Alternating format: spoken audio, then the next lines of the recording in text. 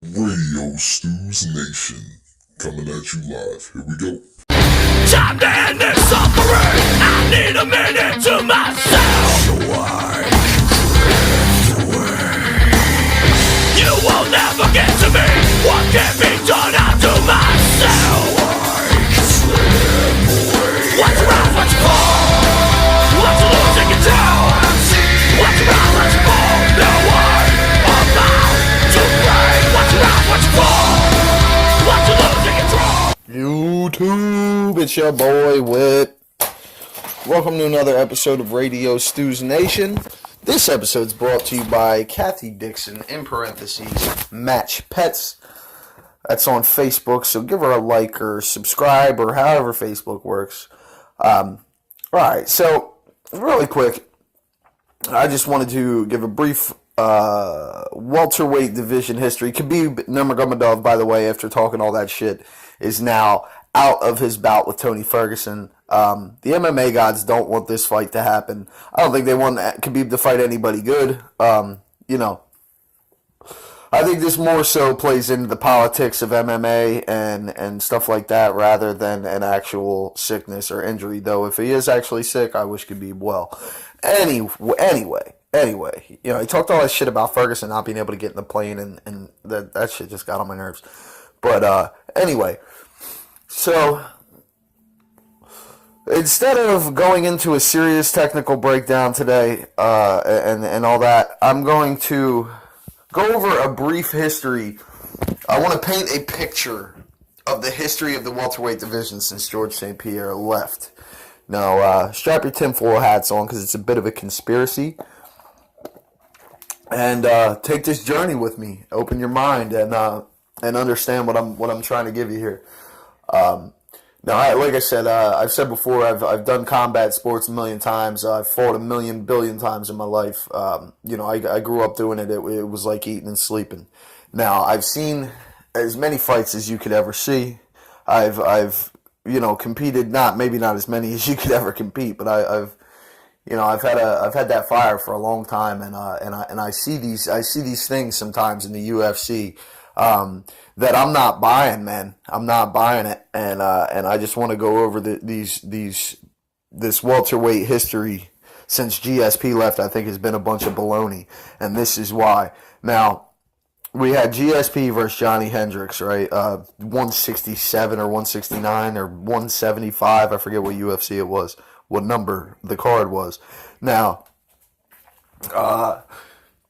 GSP comes in and he gets the shit beat out of him, in my opinion, by Johnny Hendricks. GSP didn't do much of anything that fight. I mean, he was in the fight the whole time. He was never in danger or anything like that I could see, but he got beat up and he won the fight. And, I thought that was bullshit. He beat Johnny Big Rig Hendricks in a fight that I thought was a big fucking rig. Now, GSP retires on that victory. Great. Everybody's good. That's fucking great. Obviously he's coming back now, but then he was retired, or whatever. The hiatus or whatever the fuck you want to call it. He was gone. So, being gone, he has to vacate his title, right? So he vacates. Now, Johnny Hendricks faces Robbie Lawler now for the title. Vacant welterweight title. In a fight which I thought Robbie won. But he didn't. Robbie lost according to the judges. Weird. So, it's 2 in a row now for me in the welterweight division that I didn't like the decision. So, Robbie beats the piss out of 2 more dudes. What was it? Jacob Volkman, I think, was one of them. It wasn't too crazy, but who the fuck did he fight? But either way, he beat the piss out of 2 more dudes, got back into contention, or maybe 4 more dudes, because he did a lot of fights right in rapid succession. But he fought his way right back up to the title, goes in, fights Johnny Hendricks, and in a fight that I thought Robbie lost, but Robbie won. Weird shit. Now, that being said, Robbie's now the welterweight champion. He goes on to fight Rory McDonald in a fight that was amazing. him and Robbie and Rory, man, they fucking went at it, dude, and neither one of them wanted to yield, and I thought that was an incredible fight. Robbie ends up winning. Then he goes into his fight with Carlos Condit. Now, Carlos Condit is a great fighter. Sometimes boring, I think. For example, his fight with Nick Diaz. There's another bullshit fight. Now, sometimes I just think fights are bullshit. If you sit there and spend the whole time running, I don't care if you kick me a couple times or punch me a couple times. I chased you the whole time and said, what the fuck are you doing? Why are you running? And you jabbed and ran away. In my opinion, you lost the fight.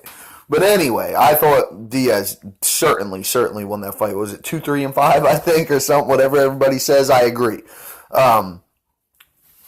So Robbie goes into this fight with Carlos, and now there was a great fight.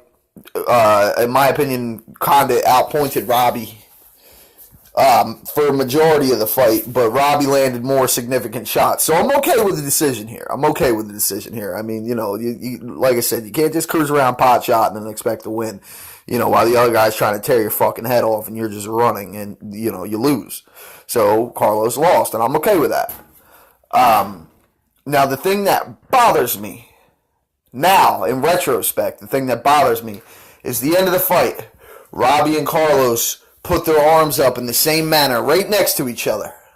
Arms up over the top of the cage, right? They go to call the decision. Robbie comes over, grabs Carlos's hand, lifts it into the air as if Carlos had won, but he hadn't. Robbie did. So the decision comes, and both men are now, one's got one body arm holding his other arm up, and the other got the other body arm holding his other arm up. So they're each holding their arms up, both arms. Connected in the middle are their arms. So they got two arms up holding each other's arms, and then they had their other arms up. It's a W, okay? W for win, W for WADA, W for world, peace, W for wanker. Now, W, in my opinion, was meant to signify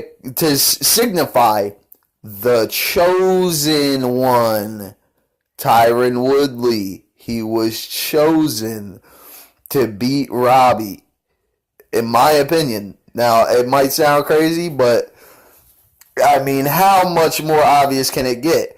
Now, W might have stood for Wonderboy. W might stand for Wonderboy, Stephen Thompson, Wonderboy, because I found a picture of him that I thought was very interesting as well, which I will post, right now. You should be seeing that right now.